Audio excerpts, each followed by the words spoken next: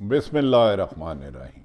अस्सलाम वालेकुम नाज़रीन, मैं हूं हम शहरी आरिफ हमीद भट्टी। नाज़रीन, हुकूमत ने फिल आखिर अपने ही मौसमों को मुबैना तौर पर डसना शुरू कर दिया। जैसे ही सुप्रीम कोर्ट ने हुक्म सादर फरमाया 14 मई को इलेक्शन कराए, हुकूमत ने वीडियो ऑडियो के जाली धंधे के बाद एस्टैब्लिशमेंट और अदलिया पर हमला आवर शुरू कर दिए। एक मुबैना वीडियो ऑडियो चीफ जस्टिस की करीबी अजीज़ा की निकाली गई और ख़ुद ही उस पर सोमोटो लेने का मुतालबा कर दिया। और दूसरी तरफ ये नहीं बताया कि चीफ जस्टिस के जो समदन है वो मुस्लिम लीग नून की MNA है, उनके दामाद का बेटा मुस्लिम लीग नून का MNA है। क्या हुकूमत के इस होचे हथकंडों से एस्टैब्लिशमेंट अदलिया को दबाया जा सकेगा? क्या इनको 14 मई के इलेक्शन के से हटाया जा सकता है? इस वक्त हुकूमत ने अखलाकियात और कानून दोनों ही पांव तले रोन दिया है। गो के अपोजिशन की तरफ भी कोई अच्छी बात सुनाई नहीं दे रही, वो भी सिर्फ अपनी जिद पे अड़े हैं। पंजाब में मिलने वाली PTI की टिकटों पर खासे एतराज़ात आ रहे हैं, लेकिन ये यकीनन टिकटें देना चेयरमैन पार्टी की जिम्मेदारी है। इस मौके पर पाकिस्तान तहरीक इंसाफ के चेयरमैन इमरान खान ने कहा, अगर PDM इलेक्शन कराने में संजीदा है, हाई कोर्ट में टाइम ना टाल मटोल करे, हम पीछे नहीं हटेंगे। अगर ये वाकई ही इलेक्शन कराने में संजीदा है तो फौरी तौर पर मई के महीने में असम्बलियाँ तोड़कर जून और जुलाई में इलेक्शन का ऐलान करे, फिर इनसे मुज़ाकरात होंगे। अदरवाइज टाइम के ज़िया के लिए इनके साथ मुज़ाकरात नहीं होंगे। इमरान खान ने इस बात की भी तायद कर दी कि साबिक़ आर्मी चीफ और जनरल फैज़ हमीद उनके पास आए थे कि नरेंद्र मोदी जो भारतीय वज़ीर आज़म है पाकिस्तान आना चाहते हैं, मैंने मना कर दिया। ये चंद दिनों से टीवी में खबरें फैलाई जा रही हैं और माजी में होने वाली 19, 20 और 21 में ब्रीफिंग जो आर्मी उस वक्त के चीफ जनरल कमर जावेद बाजवा ने थी, दोनों तीनों में मैं भी गलती से शिरकत था। हर बंदा उसकी अपनी अपनी मर्जी की कर रहा, लेकिन वो ऑफ द रिकॉर्ड गुफ्तगू थी। कभी खुली तो उसमें बहुत सारी चीज़ें बताएंगे कि उन्होंने मीडिया पर हमला किस तरह किया आधा घंटा और सबको सांप सूंघ गया। एक बहुत बड़े सहाफ़ी कद्दावर है, उन्होंने बहुत ज़्यादा तंसो चलाए, लेकिन उनकी उधर ज़ुबान नहीं खुली। लेकिन खैर, हम भी कमज़ोर आदमी हैं, हम उनका कहाँ मुकाबला कर सकते थे। काश उसकी जो सहाफ़ियों को ब्रीफिंग दी गई, कमो बेशतर 2 दर्जन थे, उसकी वीडियो और ऑडियो ISPR रिलीज़ करते, फिर पता चलेगा हमारे मुहाफ़िज़ क्या करते रहे, हम कहाँ गलत थे या वो कहाँ गलत थे। हक़ाइक़ आना ज़रूरी है। लेकिन बहरहाल फ़िलहाल इलेक्शन से फ़रार के लिए हुकूमत ने इंतहा कर दी कानून शिकनी की। इमरान खान भी डट गए। नाज़रीन, चंद रोज़ से एक मुतनाज़ा खबर फैलाई जा रही है कि आर्मी चीफ ने अपने दौरे तैनाती साबिक़ आर्मी चीफ कमर जावेद बाजवा ने सहाफ़ियों को ब्रीफिंग देते हुए कहा, ये गालबन 2021 की बात है और इससे पहले भी 2-3 दफ़ा ब्रीफिंग दी गई, रमज़ानुल मुबारक में भी दी गई।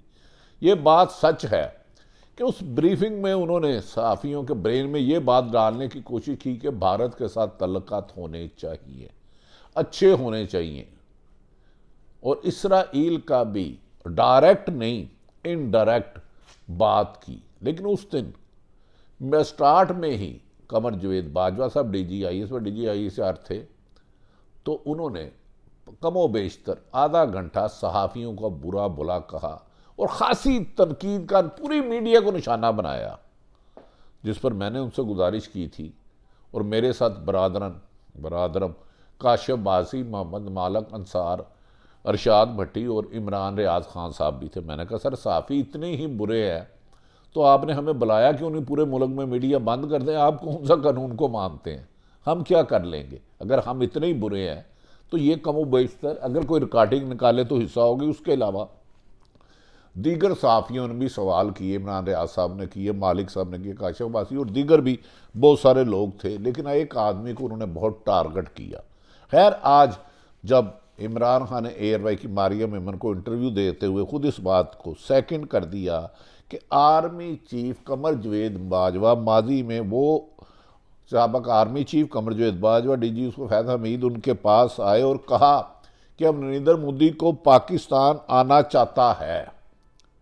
याद रखें, इससे पहले खुद इमरान खान कह चुके थे जब उन्होंने एयर अटैक किया, हमारी एक कवा और एक दख्त गिराया, कवा और एक दरख्त गिराया, जिसके जवाब में पाक फौज के, एयरफोर्स के जवानों को सलाम, जिन्होंने उनके 2 जहाज मार गिराए और अभिनंदन उसको भेजा। ये आपको रिकॉर्ड होगा। और जब कमर जवेद बाजवा और फैज़ हमीद ने कहा तो इमरान साबक वज़ीर, उस वक्त वज़ीर आज़म के मुताबिक उन्होंने फौरी तौर पर मना कर दिया कि जब तक मकबूजा कश्मीर का मसला हल नहीं होगा हम भारत के साथ बात नहीं करेंगे। ये ही यकीनन पाकिस्तान की वक़ार और बका का था और 22 करोड़ आवाम का था, और इमरान खान इस पर डटे रहे। इस बात में कोई शुबा नहीं। और ये भी सच है कि बारों बार कमर जवेद बाजवा साहब के बकौल जो सहाफ़ियों को ब्रीफिंग दी, वो आर्मी के साथ, इंडियन आर्मी के साथ राब्तों में थे। लेकिन इस पे मैं, क्योंकि फिर कह रहा हूँ ऑफ द रिकॉर्ड बात है, काश वो ऑडियो वीडियो रिकॉर्डिंग इनके पास पड़ी लाएँ तो बड़ा मज़ा आएगा। लग खड़ा कर देंगे, असी भी कड़ कड़ा के देंगे कि उसमें फैक्ट्स क्या थे। लेकिन मेरे जितने भी साफ़ी भाइयों ने कहा काफ़ी हद तक बातें ठीक है, ज़्यादा की मैंने सुनी नहीं, लेकिन मैं इसलिए ऑफ द रिकॉर्ड है। खैर, इमरान खान ने जब इसको सेकंड कर दिया तो कमर जवेद बाजवा आना चाहते थे। यकीनन ये ना पाकिस्तान की कौम ने बर्दाश्त करना था। इससे पहले भी नरेंद्र मोदी आए तो उन पर एहतजाज हुआ। अब आजकल जानबूझ के ये शोशे छोड़े जा रहे हैं कि किसी तरीके से 14 मई से इलेक्शन आगे ले जाया जाए। कभी ऑडियो वीडियो जैली का धंधा तो करने वाले आपको पता है बड़े माहिर हैं। जस्टिस कयूम की भी वीडियो आ गई, अरशद मलिक या राशिद मलिक जो फोत हो गए उनकी भी आ गई। राना सनाउल्लाह के इफ्तिखार चौधरी के साथ क्या तल्लुकात थे, उसके बेटे रसलान के साथ कितनी गुफ्तगू हो गई, मैं देखूंगा तो मेरे पास वो घर का रिकॉर्ड भी मौजूद है। ये ब्लैक मेलिंग का धंधा बड़ा, सिर्फ कसूर ये है कि उमर ताब बदयाल चीफ जस्टिस साहब किसी से ब्लैक मेल नहीं हो रहे। उन्हें रोकने के लिए हुकूमत ने हर खोचेत कंडे अपनाए, नहीं हुए। अब उनकी मुबैना तौर पर एक जाली ऑडियो सास की और ख्वाजा तारक रहीम की करीबी देश की वीडियो निकाल, ऑडियो और मुबैना जाली निकाल दी।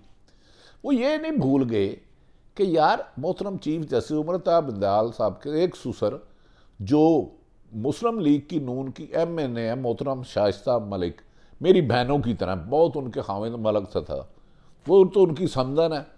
उनके दमाद शाइस्ता मलिक साहब के एक बेटे भी हैं जो अली मलिक, जो मलिक परवेज़ मलिक के साहबजादे, वो भी है, रिश्ता तो उनका सबसे करीबी है, उससे भी जोर लगाया गया। लेकिन एक नेक दिल आदमी, एक दरवेश, पहले आपने साकिब निसार को कंट्रोवर्सी बनाया इस हुकूमत ने कि हमारी हुकूमत ना जाए, चाहे मुल्क में आइन भी चले जाए, कानून भी चले जाए, अदलिया का एहतराम भी चले जाए, इस्टेब्लिशमेंट भी चले जाए।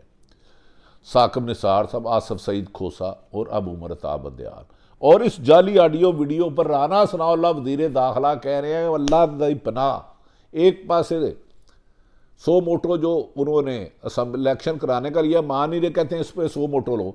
पहले राना साहब किसी की भी ऑडियो वीडियो उसकी मर्जी के बगैर करना जुर्म है, उस जुर्म को पकड़े।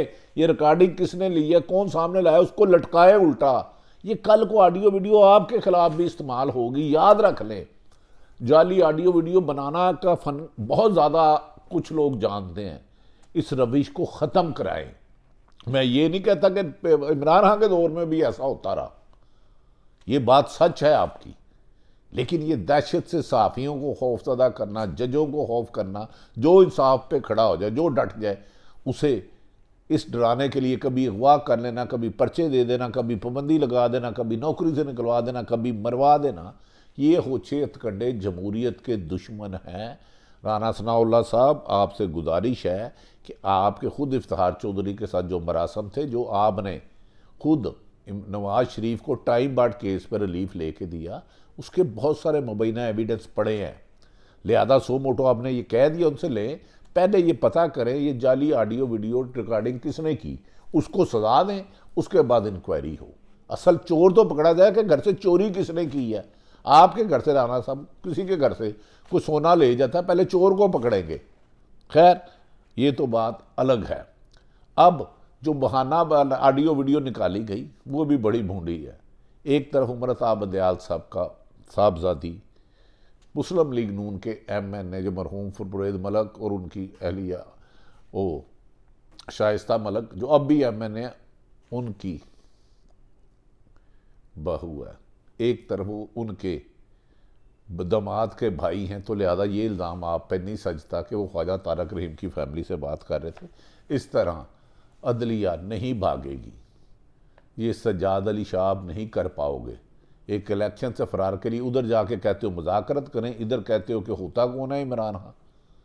इमरान खान इलेक्शन जीते या हारा मुझे इससे गर्ज नहीं, लेकिन वो सियासी हकीकत है और एक बड़ी पार्टी PTI है पंजाब में और नून लीग है। खैर इमरान खान ने नाज़रीन दूसरी तरफ आए हाय हाय फवाद चौधरी ने इनके बारे में कुछ बातें कही हैं। फवाद चौधरी जो पाकिस्तान तहरीक-ए-इंसाफ के सीनियर नायब सदर हैं, वो कहते हैं तहरीक-ए-इंसाफ फवाद चौधरी ने कहा कि PDM ने इक़्तिदार में रहने के लिए फ़ौज और एस्टेब्लिशमेंट और अदलिया पर दोनों को मुतनाज़ा बना दिया है जानबूझ के एक इलेक्शन के फरार से, जिसे हम किसी भी सूरत कामयाब नहीं होने देंगे।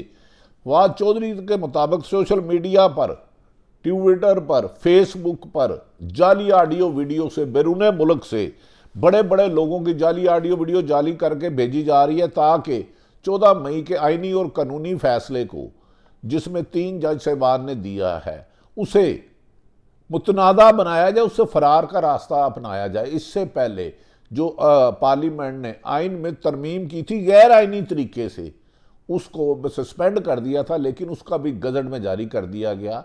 फवाद चौधरी के मुताबिक मौजूदा हुक्मरान इस मुल्क में आग को पेट्रोल से बुझाने की कोशिश कर रहे हैं। हुकूमत के साथ चपके रहने की वजह से, अक्सरियत ना होने की वजह से, आवाम से गमो गुस्से के बावजूद गैर आइनी और ओछे हथकंडे पे आ रहे हैं और हम इनका मुकाबला करेंगे। उन्होंने कहा सोशल मीडिया पे गंद उछालने की बजाय आवाम में जाके वोट की पर्ची से इक़्तिदार में आए। फवाद चौधरी का कहना है कि PDM ने तमाम अदारों को मुतनाज़ा बनाकर इक़्तिदार में रहना चाहती है ताकि हर एक को ब्लैकमेल करते रहे, जैसे बज़ाहिर बादिउल नज़र में नज़र भी आ रहा है। ये जमातें इलेक्शन से बचने के लिए सुप्रीम कोर्ट के ख़िलाफ़ कभी मुहिम चलाते हैं, कभी किसी के ख़िलाफ़ चलाते हैं। अगर ये वज़ीर-ए-आज़म इनका है, अगर किसी ने गैर आइनी काम किया है तो उनके खिलाफ इंक्वायरी करा के उन्हें गिरफ्तार कर लें। इनकी भतीजी कमर जवेद बाजवा और जनरल फैज़ मीर पर इल्ज़ाम लगाती हैं तो वज़ीर-ए-आज़म हैं शहबाज शरीफ, वो कार्रवाई कर लें। उनकी इस बात में फवाद चौधरी की खासा असर है। उन्होंने कहा हाली इलेक्शन में प्रोपोगंडा करने से कोई नहीं होगा, कानून को हरकत में आना होगा। फवाद चौधरी के बाद सुप्रीम कोर्ट किस कानून के तहत हुक्म दे के इंतखाबात नहीं हो सकते, ये तो कानून है ही नहीं। ये तो कोई नून लीग का हमायती भी नहीं कह सकता 90 दिन में इलेक्शन नहीं होंगे। फवाद चौधरी ने मजीद कहा कि सुप्रीम कोर्ट के हकामात अमल दरामद ना हुआ तो फिर श्रीलंका मॉडल पर अमल करना होगा और अवाम मजबूर हो जाएगी, अवाम को नहीं रोका जा सकता। याद रखें कि श्रीलंका में प्राइम मिनिस्टर हाउस पर भी हमला हो गया था, एक किल्लत हो गई, हुकूमत हट दर्मी छोड़ दे और अपोजिशन तरीके इंसाफ भी छोड़ दे, कानून पे आके बैठ के टेबल पे मुज़ाकरत करें, वरना मुल्क माशी तौर पर तबाही और सियासी अदम इस्तेकाम मुल्क के बहुत बड़े नुकसान का खदशा है। पाकिस्तान फवाद चौधरी के बताया पाकिस्तान की अवाम अशराफिया की पाकिस्तान को बर्मा या शुमाली कोरिया बनने की ख्वाहिशों पर पानी फेर देंगे और हम आइन और कानून की हुक्मरानी के लिए अवाम पर रहेंगे। फवाद चौधरी ने कहा जब वज़ीर-ए-आज़म की ऑडियो रिलीज़ की गई तो हमने सुप्रीम कोर्ट से कई बार दरख्वास्त की कि ये सिलसिला गलत हो रहा है, लेकिन हमारी बात नहीं मानी क्योंकि ऑडियो वीडियो के गंदे खेल के ये खुद मास्टर हैं। नाज़रीन और तो और छाज तो छाननी ने क्या छानना। मरीम नवाज ने आज ये नहीं बताया कि इफ्तिखार चौधरी से उनका क्या रिश्ता था। नवाज शरीफ को जो सज़ा हो गई मुशर्रफ दौर में वो कैसे माफ़ हुई टाइम बाद। इत्तफाक फाउंड्री का स्टे जो था अचानक 15 साल 2 अरब की जगह 60 अरब में कैसे हो गई। और जिस चीफ जस्टिस पर वो इल्ज़ाम लगा रही हैं मुबैना, उनकी पार्टी के खातून MNA और हमारा भाई अली परवेज़ मलक भी भाई है, बहन भी है मेरी शाइस्ता मलक, क्योंकि परवेज़ मलक हमारे भाई है, उनके क्या रिश्ता है उनसे। सिर्फ चीफ जस्टिस का इतना कसूर है नाज़रीन, वो आइन के साथ खड़े हो गए। इस पर मरियम नवाज साहबा ने ट्वीट दे मारा कि जहां फैसले आइन और कानून नहीं बल्कि बेगमात और सासों, पता करें कौन कौन सी किस किस की सास है, कौन कौन किसका समधी और कौन कौन किसकी समदन है। ये भी एक तारीख है। मरियम नवाज के बाद सासों की पसंद और नापसंद की बयानत हो रहे होंगे, वहां फितना और इंतशार होगा और तामीर व तरक्की सिर्फ ख्वाब रहेगी। ये उम्रे की सादत हासिल करने गए हैं अल्लाह के रसूल नबी के रोज़े में, तो वहाँ से इन्होंने सियासी अटैक किया है अदलिया पर कि सिर्फ ख्वाब रहेगी। पहले भी कहा था चीफ जस्टिस साहब, ये पाकिस्तान की अदलिया है, जो आइलैंड नहीं, यकीनन जो आइलैंड नहीं। और अब चीफ जस्टिस इफ्तिखार चौधरी भी नहीं, हाँ जस्टिस कयूम भी नहीं, राशिद मलिक भी नहीं रहे। किसी को तो काम करने दो खुदारा, ये रविश बंद कर दो। जबकि एक हारे हुए फौज के सिपा सलार मौलाना फजलुर रहमान भी आजकल कंट्रोल में नहीं आ रहे, जिन्हें अपने हलके से रिजेक्ट कर दिया क्या, जिन्होंने 2018 के इलेक्शन को मुतनाज़ा करार दे दिया, अभी उसी वक्त इस्तीफ़ा देने का कहा। आजकल वो भी अदलिया पर हमला कर रहे हैं क्योंकि उनके समधी या बेनोई गवर्नर बेटा वजीर और 25-30 पार्टियों ने पता है अगर नए इलेक्शन होते हैं तो इस नई इक़्तिदार में उनका है नहीं होगा। JUI के फजलुर रहमान ने और तो और ये कहा कि मौलाना फजलुर रहमान ने कहा इमरान खान से मजाक है की दलील से इतफाक ही नहीं करते, वो क्यों झुके और किसके सामने झुके। हाँ आपके पास 12-13 सीटें, उसके पास इमरान खान के पास 155, इसमें तो कोई दायरा है नहीं। आपकी बात में वजन है कि क्योंकि आप तो सारी उम्र कभी इस पोजीशन में नहीं आए इलेक्शन जीते। खैर नाज़रीन, दूसरी तरफ बाद में एक तफसीली बात करेंगे। मौलाना ने अदलिया पर बहुत ताबड़तोड़ हमले किए हैं, लेकिन उनके इलेक्शन में उन्हें शिकस्त नज़र आ रही है।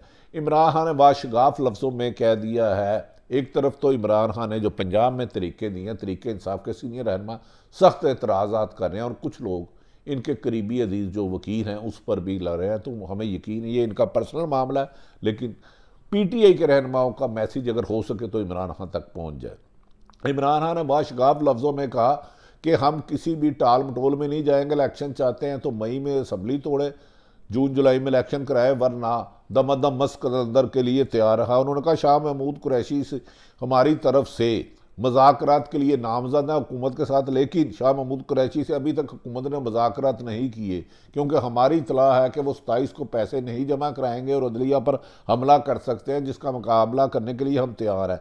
इमरान खान ने कहा मैंने कहा था कि अभी मोदी को कश्मीर के इल्हा ख़त्म होना किया है, इसे कैसे बुला सकते हैं। मैंने कमर जुवेद बाजवा को पाकिस्तान में मोदी को बुलाने से ना सिर्फ इनकार किया था बल्कि मना भी कर दिया था, मज़ीद मुज़ाकरात नहीं होंगे। अल्लाह ताला पाकिस्तान का हामी और नासिर हो। पाकिस्तान जिंदाबाद।